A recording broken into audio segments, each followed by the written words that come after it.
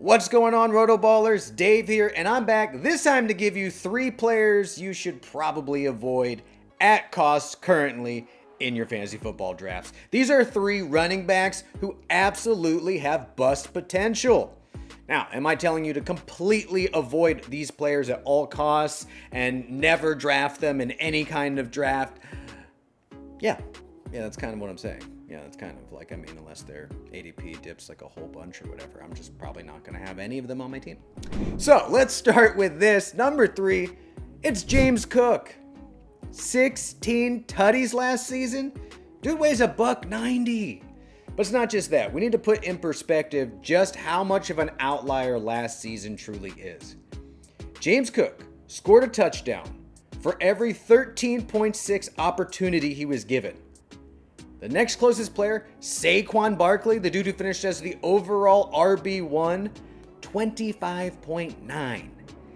That is outlier of all outliers. There's no way James Cook can repeat this. It is not sustainable, yet you're paying for last season's stats, okay? RB14, you can miss me with that. I'd much rather have Josh Allen, who's truly the Bills' best goal line back, or Ray Davis going way later.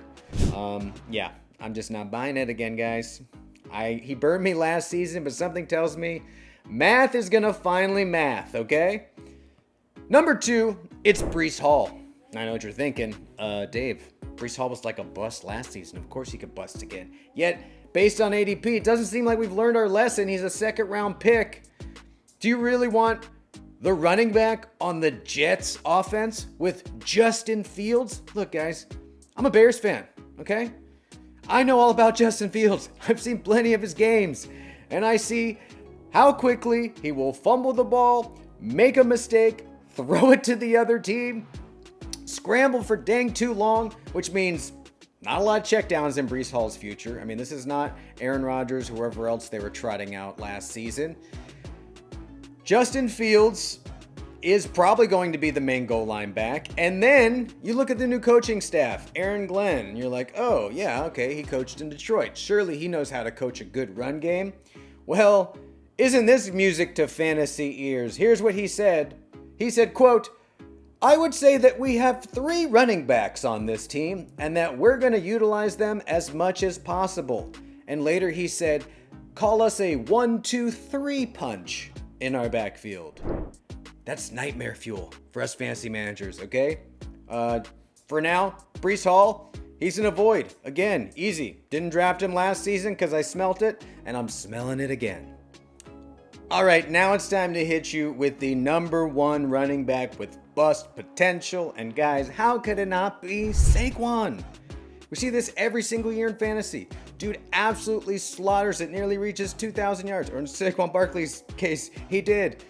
And the next year, he goes first overall in fantasy, as he should. But time after time again, that first overall pick in fantasy is cursed. And here are a couple red flags. Now, caveat, I love Saquon. Probably my favorite fantasy player I've had on my teams in the last 10 years. Always love watching Saquon play. The Eagles are good. They have a good O-line. He's going to be fine. So when I say bust, probably will fall outside the top 5 running backs. I don't think he can just completely flatline. But you are paying a first overall price tag for the guy, right? And here's a couple of red flags. PFF graded Barkley outside the top 10 rushers. And per fantasy points data, Barkley was plus 5.4 in fantasy points over expected. And for me, the biggest red flag is this: 43.8% route participation rate and only 2.7 targets a game, which were both career lows for Barkley. Again, how much is Jalen Hurts going to be checking down? I felt like this with Derrick Henry, where the production last season has to come from the touchdowns, and again this season, because he's not utilized enough in the pass game. Plus, if you just factor in, maybe Hurts gets his tush pushed a couple more times this season, and all of a sudden Saquon Barkley could find himself in the RB 8 to 10 range very quickly. So just something to think about. If you're kind of like, him or Chase, I may go Chase first overall, but then I'll probably draft Barkley if I have the second pick. So I'm just saying, he has bust potential. And there you have it, folks. So tune in next week when I'll be giving you more fantasy content each and every week.